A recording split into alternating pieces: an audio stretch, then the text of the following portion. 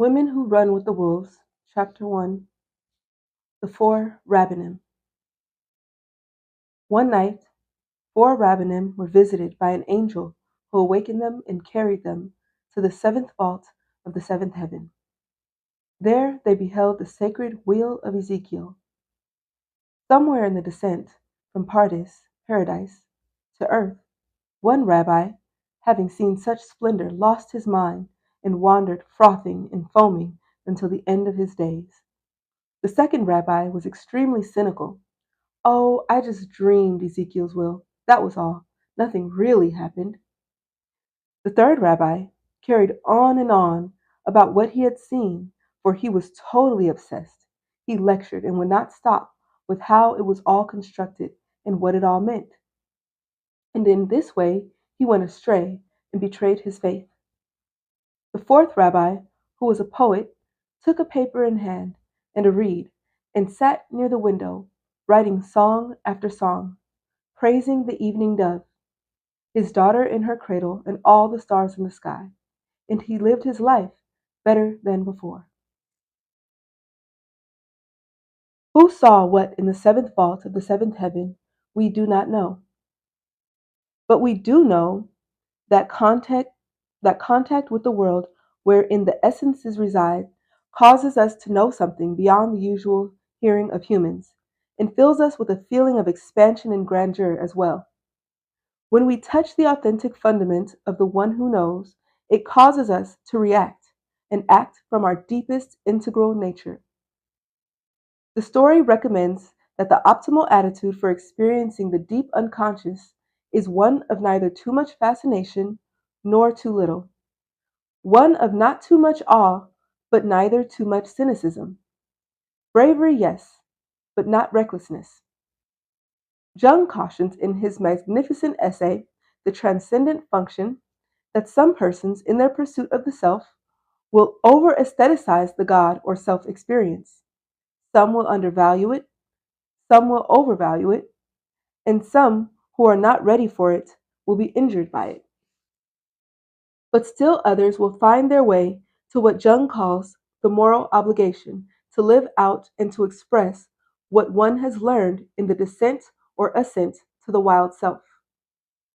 This moral obligation he speaks of means to live what we perceive, be it found in the psychic Elysian fields, the isles of the dead, the bone deserts of the psyche, the face of the mountain, the rock of the sea, the lush underworld, any place where La Sabe breathes upon us, changing us. Our work is to show we have been breathed upon, to show it, give it out, sing it out, to live out in the topside world what we have received through our sudden knowings, from body, from dreams and journeys of all sorts. La Loba parallels world myths in which the dead are brought back to life. In Egyptian mythos, Isis accomplishes this service for her dead brother Osiris, who is dismembered by his evil brother, Set, every night. Isis works from dusk to dawn each night to piece her brother back together again before morning, else the sun will not rise. The Christ raised Lazarus, who had been dead so long he sinketh. Demeter calls forth her pale daughter Persephone from the land of the dead once a year, and La Loba sings over the bones. This is our meditation practice as women, calling back the dead and dismembered aspects of ourselves, calling back the dead and dismembered aspects of life itself. The one who recreates from that which has died is always a double-sided archetype. The creation mother is always also the death mother, and vice versa. Because of this dual nature, or double tasking, the great work before us is to learn to understand what around and about us and what within us must live and what must die. Our work is to apprehend the timing of both, to allow what must die to die and what must live to live. For women, El Rio Abajo Rio, the river beneath the river world, the bone woman home, contains direct knowing about the seedlings, rootstock, the seed corn of the world. In Mexico, some women are said to carry la luz de la vida, the light of life. This light is located not in a woman's heart, not behind her eyes, but in los ovarios, in her ovaries, where all the seed stock is laid down before she's even born. For men exploring the deeper ideas of fertility and the nature of seed, the cross gender image is the furry bag, los cojones, the scrotum.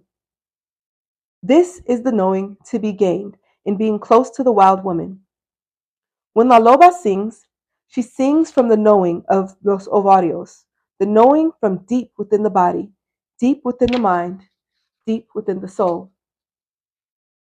Symbols of seed and bone are very similar. If one has the rootstock, the basis, the original part, if one has the seed corn, any havoc can be repaired. Devastations can be resown. Fields can be rested. Hard seed can be soaked to soften it, to help it break open and thrive. To have the seed means to have the key to life. To be with cycles of the seed means to dance with life, dance with death, dance into life again. This embodies the life and death mother in her most ancient and principled form. Because she turns in these constant cycles, I call her the life, death, life mother. If something is lost, it is she whom one must appeal, speak with, and listen to. Her psychic advice is sometimes harsh or difficult to put to practice, but always transformative and restorative. So, when something is lost, we must go to the old woman who always lives in the out of the way pelvis. She lives out there, half in and half out of the creative fire. This is a perfect place for women to live, right next to the fertile huevos, their eggs, their female seeds. There, the tiniest ideas and the largest ones are waiting for our minds and actions to make them manifest. Imagine the old woman as the quintessential 2 million-year-old woman. She is the original wild woman who lives beneath and yet on the top side of the earth. She lives in and through us, and we are surrounded by her. The deserts, the woodlands, and the earth under the houses are 2 million years old, and then some. I'm always taken by how deeply women like to dig in the earth. They plant bulbs for the spring. They poke blackened fingers into mucky soil, transplanting sharp smelling tomato plants. I think they're digging down to the 2 million-year-old woman. They're looking for her toes and her paws. They want her for a present to themselves, for with her they feel of a peace and at peace.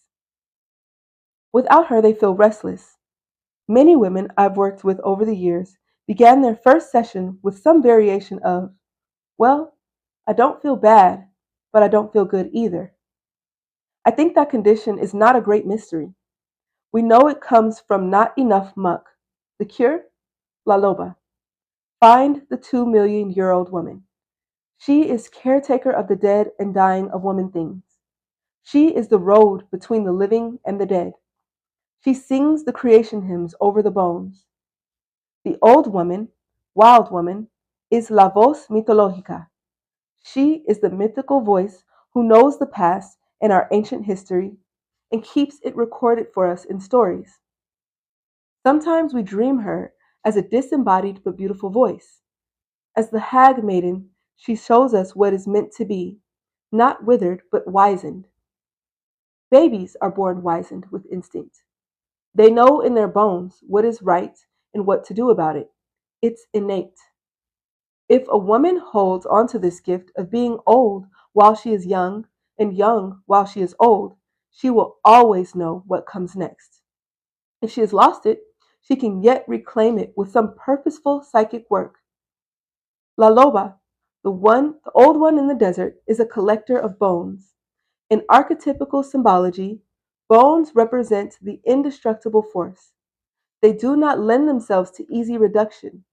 They are, by their structure, hard to burn, nearly impossible to pulverize. In myth and story, they represent the indestructible soul spirit. We know the soul spirit can be injured, even maimed, but it is very nearly impossible to kill.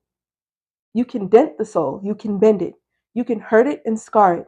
You can leave the marks of illness upon it and the scorch marks of fear, but it does not die, for it is protected by La Loba in the underworld. She is both the finder and the incubator of the bones.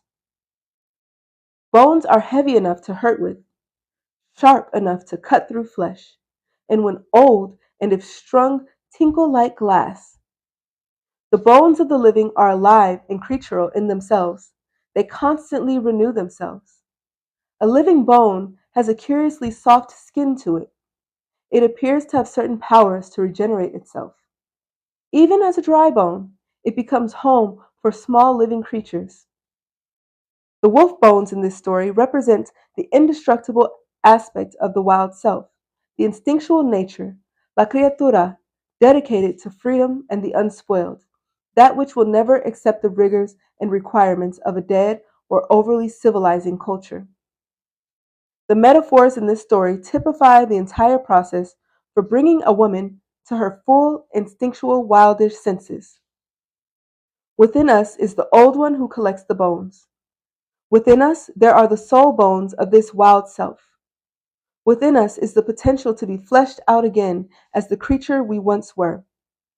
Within us are the bones to change ourselves and our world. Within us is the breath and our truths and our longings.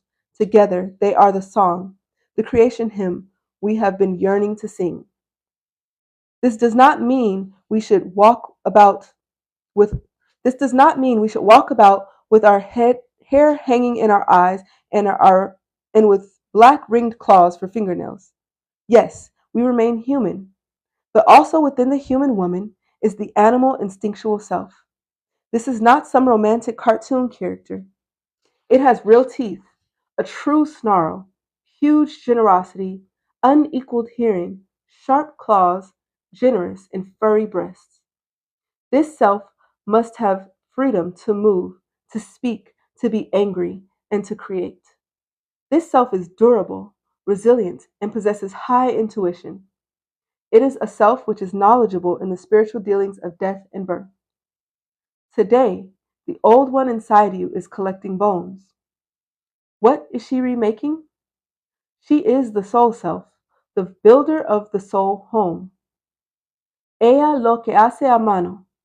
She makes and remakes the soul by hand. What is she making for you? Today, the old one inside, oh, even in the best of worlds, the soul needs refurbishing from time to time. Just like the adobes here in the Southwest. A little peels, a little falls down, a little washes away. There is always an old round woman with a bedroom slipper feet who's patting mud slurry in the adobe walls. She mixes straw and water and earth and pats it back on the walls, making them fine again. Without her, the house will lose its shape. Without her, it will wash down into a lump after a hard rain. She is the keeper of the soul. Without her, we lose our shape. Without an open supply line to her, humans are said to be soulless or damned souls. She gives shape to the soul house and makes more house by hand. She is the one in the old apron. She is the one whose dress is longer in the front than in the back. She is the one who pat pats. She is the soul maker, the wolf raiser, the keeper of things wild. So, I say to you with affection, imaginistically, be you a black wolf, a northern gray, a southern red, or an arctic white, you are the quintessential instinctual criatura. Although some might really prefer you behave yourself and not climb all over the furniture in joy or all over people in welcome, do it anyway. Some will draw back from you in fear or disgust. Your lover, however, will cherish this new aspect of you if he or she be the right lover for you. Some people will not like it if you take a sniff at everything you see to see what it is. And for heaven's sake, no lying on your back with your feet up in the air. Bad girl, bad wolf, bad dog, right? Wrong. Go ahead, enjoy yourself. People do meditation to find psychic alignment. That's why people do psychotherapy and analysis. That's why people analyze their dreams and make art. That's why people contemplate tarot cards, cast I Ching, dance, drum, make theater, pry out the poem, and fire up their prayers. That's why we do all the things we do. It is the work of gathering all the bones together. Then we must sit at the fire and think about which song we will use to sing over the bones, which creation hymn, which recreation hymn, and the truths we tell will make the song. These are some good questions to ask till one decides on the song, one's true song. What has happened to my soul voice? What are the buried bones of my life? In what condition is my relationship to the instinctual self? When was the last time I ran free? How do I make life come alive again? Where has Loloba gone to? The old woman sings over the bones, and as she sings, the bones flesh out. We too become, as we pour soul over the bones we have found, as we pour our yearning and our heartbreaks over the bones of what we used to be when we were young, of what we used to know in the centuries past, over the quickening we sense in the future. We stand on all fours, four square. As we pour soul, we are revivified. We are no longer a thin solution, a dissolving frail thing. No, we are in the becoming stage of transformation. Like the dry bones, we so often start out in a desert. We feel disenfranchised, alienated, not connected to even a cactus lump. The ancients called the desert the place of divine revelation. But for women, there is much more to it than that. A desert is a place where life is very condensed. The roots of living things hold on to that last tear of water, and the flower hoards moisture by only appearing in early morning and late afternoon. Life in the desert is small but brilliant, and most of what occurs goes on underground. This is like the lives of many women. The desert is not lush like a forest or a jungle. It is very intense and mysterious in its life forms. Many of us have lived desert lives, very small on the surface and enormous underground. La Loba shows us the precious things that can come from that sort of psychic distribution. A woman's psyche may have found its way to the desert out of resonance, or because of past cruelties, or because she was not allowed a larger life above ground. So often, a woman feels that So often, a woman feels then that she lives in an empty place where there is maybe just one cactus with one brilliant red flower on it, and then in every direction, 500 miles of nothing. But for the woman who will go 501 miles, there's something more. A small, brave house, an old one. She's been waiting for you. Some women don't want to be in the psychic desert. They hate the frailty, the spareness of it. They keep trying to crank the rusty jalopy and bump their way down the road to a fantasized shining city of the psyche. But they're disappointed, for the lush and the wild is not there. It is in the spirit world, that world between worlds, Rio abajo Rio, that river beneath the river. Don't be a fool. Go back and stand there under that one red flower. Walk straight ahead for that last hard mile. Go up and knock on the weathered door.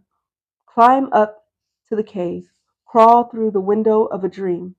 Sift the desert and see what you find. It is the only work we have to do. You wish psychoanalytic advice? Go gather bones.